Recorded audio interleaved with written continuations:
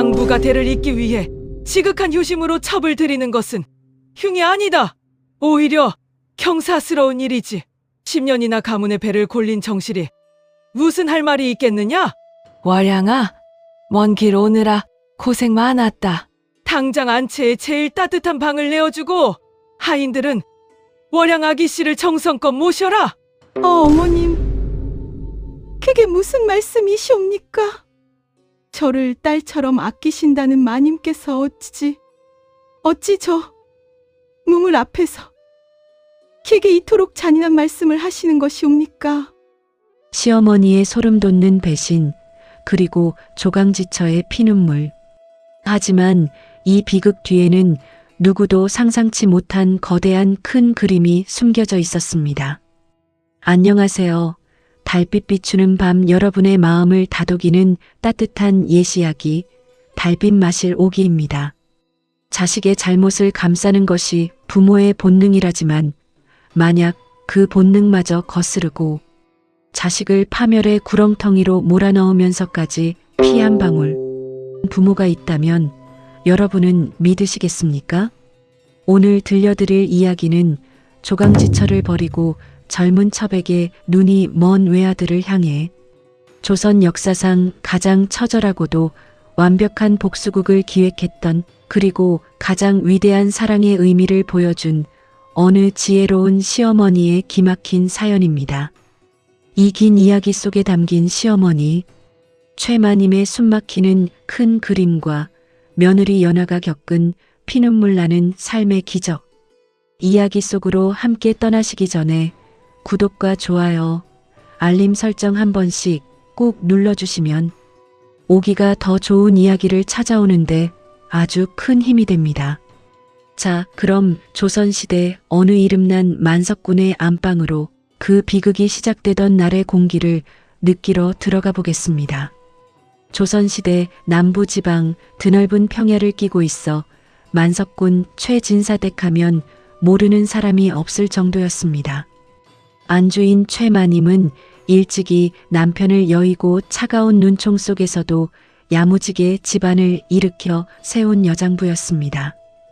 그녀에게 외아들 민호는 목숨보다 귀한 존재였지요. 아들이 장성하자 최마님은 친정의 세세한 가문보다 심성이 올바른 여식을 찾았습니다.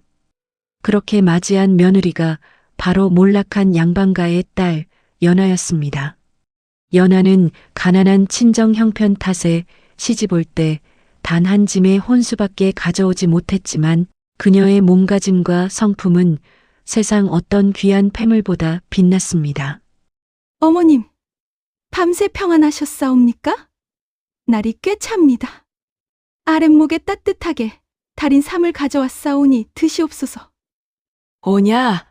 새아가 날도 밝지 않았는데 매번 이리 고생이 많구나. 우리 민호 놈이 어미 복은 없어도 처복 하나는 타고나서 너같이 착하고 야무진 아이가 이 집안의 안 사람으로 들어와 주니 내가 이제 죽어도 여한이 없구나. 연하의 하루는 누구보다 길었습니다. 새벽 4시에 일어나 최마님과 민호의 상을 차리고 100명이 넘는 식솔들의 식사를 챙겼습니다. 광을 관리하고 옷감을 짜고 하인들의 기강을 잡으면서도 단 한 번도 얼굴을 찌푸리거나 마님에게 말대꾸를 한 적이 없었지요.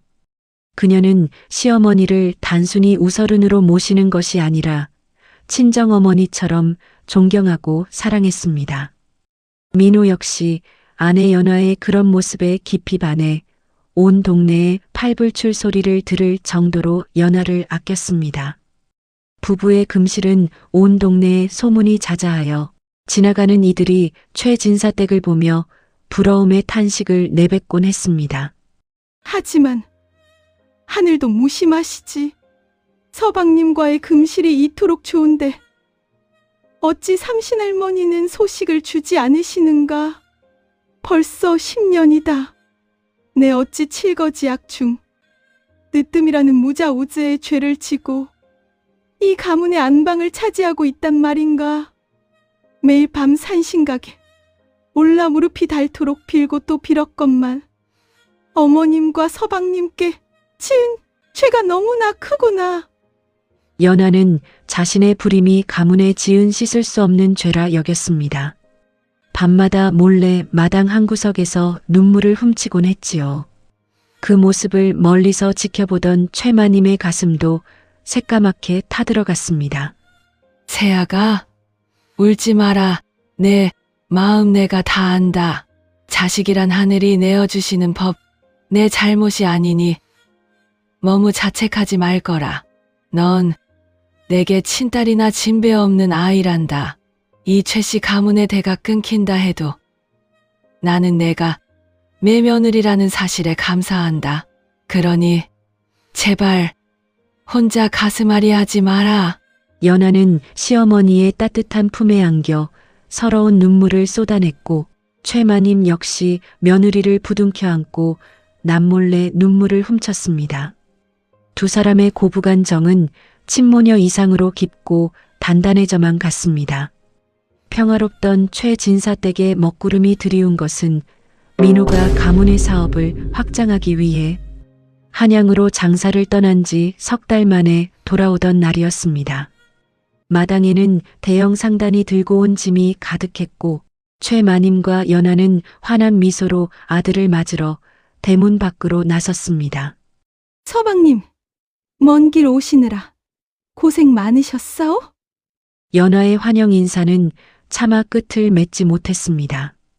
횃불 아래 선 민호의 등 뒤에서 화려한 비단옷을 입고 코끝에 교태가 흐르는 젊은 여인 월양이 사뿐히 걸어 나왔기 때문입니다.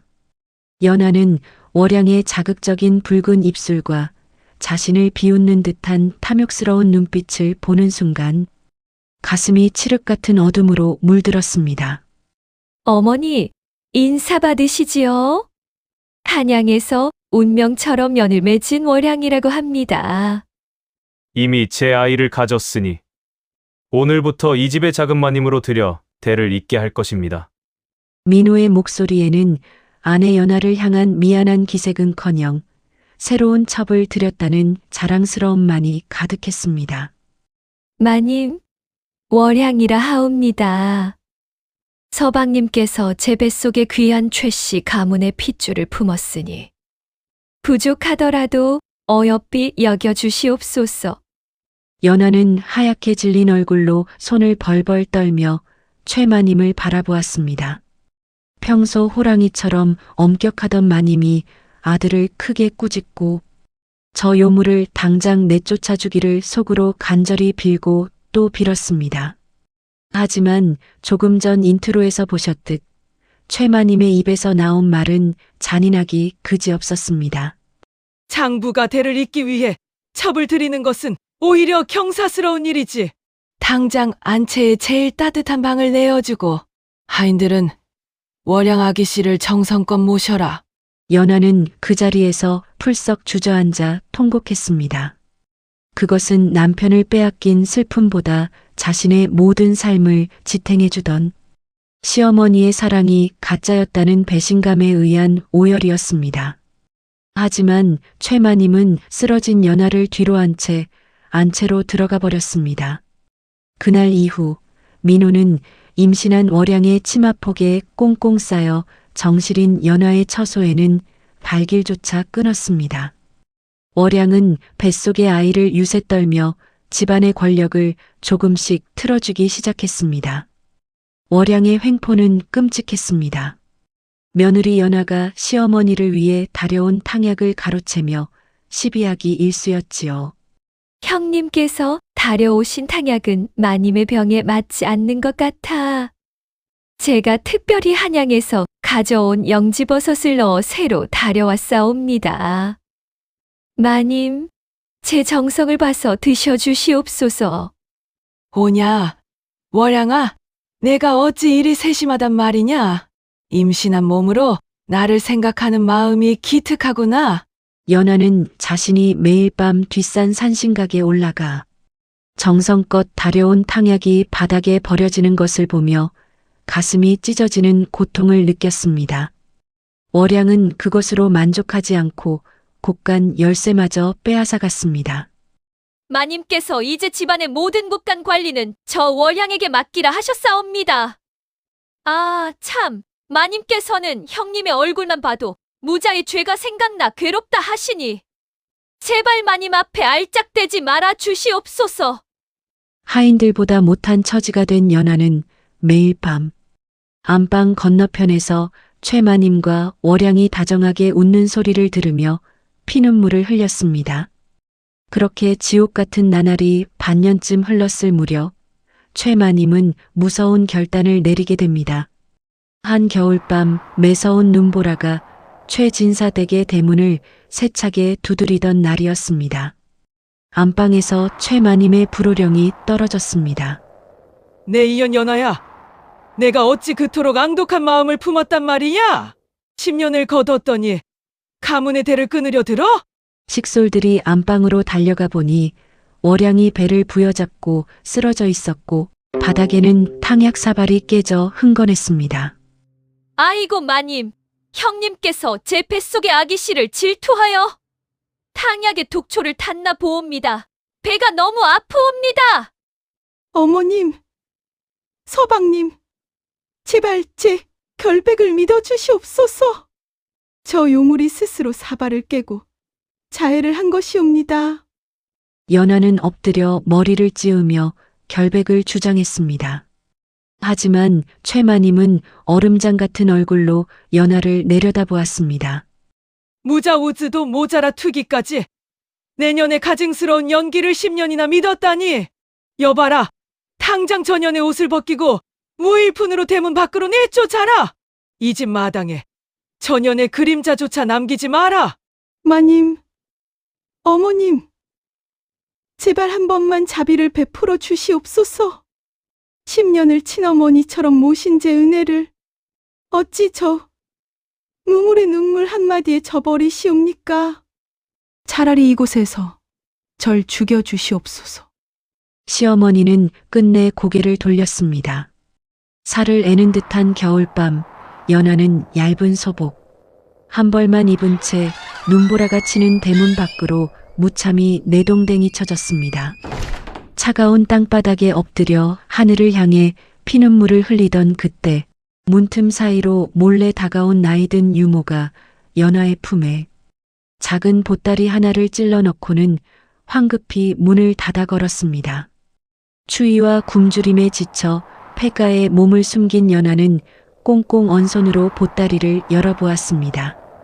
그 안에는 놀랍게도 두꺼운 무명옷 한 벌과 은장도 그리고 최마님이 수십 년간 몰래 읽어놓은 어음과 집문서 여러 장이 들어 있었습니다. 그리고 최마님의 필체로 적힌 편지 한 통이 있었습니다. 세아가, 내 사랑하는 딸 연하야, 내 어미를 용서하지 말거라. 한양에서 온 그 요물 월향은 처음부터 우리 집안의 재산을 노린 꽃뱀이다. 뱃속의 아이는 민호의 핏줄이 아닐 것이다. 민호 놈은 요물의 치마폭에 눈이 멀어 어미의 말도 듣지 않는다. 가문은 곧 파탄이 날 것이다. 나는 이 집안이 망할 것을 안다. 그러니 내 가장 소중한 너를 살리고자 모진 악역을 자처한 것이다. 내가 투기라는 칠거지약을 지었다고 내쫓아야 민호 놈도 너를 찾지 않고 그 요물도 너를 견제하지 않을 것 아니냐. 이 재물은 내 개인 자산이니 이것을 미천 삼아 멀리 떠나 새로운 삶을 살아라. 부디 살아남아야 한다. 내 딸아. 연하는 그 자리에 엎드려 밤새도록 통곡했습니다. 미워서 내쫓은 것이 아니라 파멸해서 구하기 위해 차가운 악역을 자처하셨다는 시어머니의 깊은 사랑을 깨달은 것입니다. 연하는 시어머니의 은혜를 갚겠다는 일념으로 먼 북쪽 평안도로 올라갔습니다. 그리고 안살림을 관리하던 뛰어난 수완을 발휘하여 장사를 시작했습니다. 굶주림과 추위를 견디며 피눈물 나게 노력한 지 5년 연하는 평안도 일대에서 가장 이름난 대상단의 객주가 되었습니다. 반면 고향의 최진사댁은 최마님의 예상대로 폭삭 망해버렸습니다. 민호는 월양의 유혹에 넘어가 노름에 빠졌고 월양은 내연남을 끌어들여 재산을 모조리 팔아치운 뒤 야반도주를 했습니다. 빚쟁이들에게 저택마저 빼앗긴 민호와 최마님은 하루아침에 길거리로 쫓겨나 거렁뱅이 신세가 되었습니다. 또다시 혹독한 겨울이 찾아왔습니다.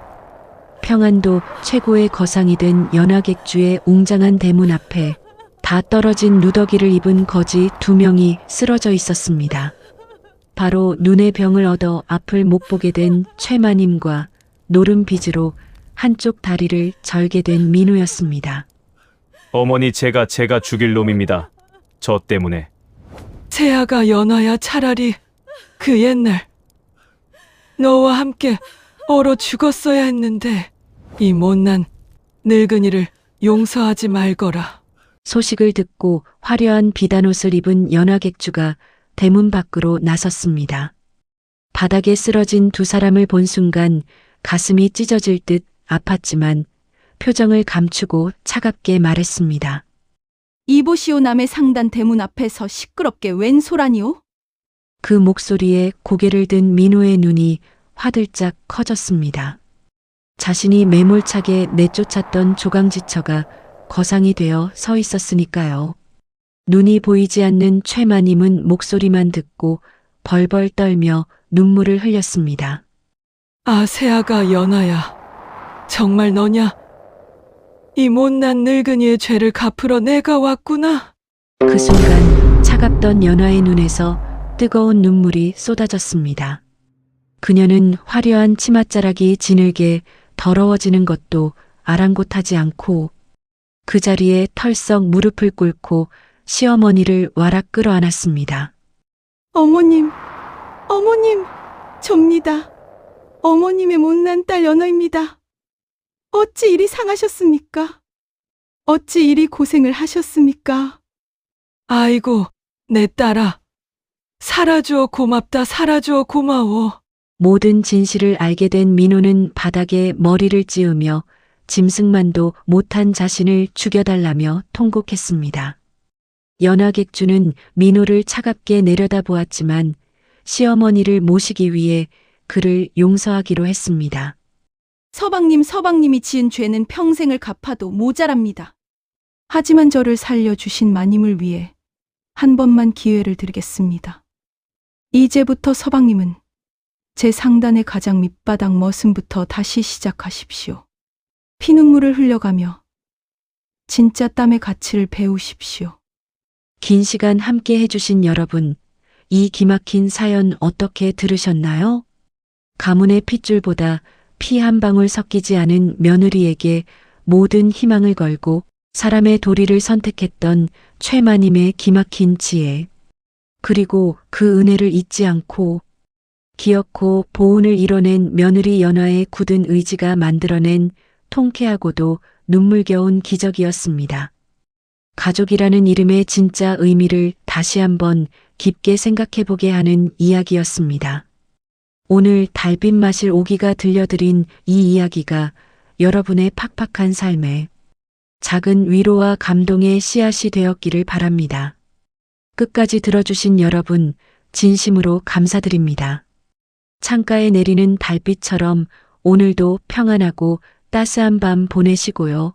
가시기 전에 남겨주시는 다정한 댓글 한 줄이 오기에게는 세상 그 어떤 황금보다 값진 큰 힘이 된답니다.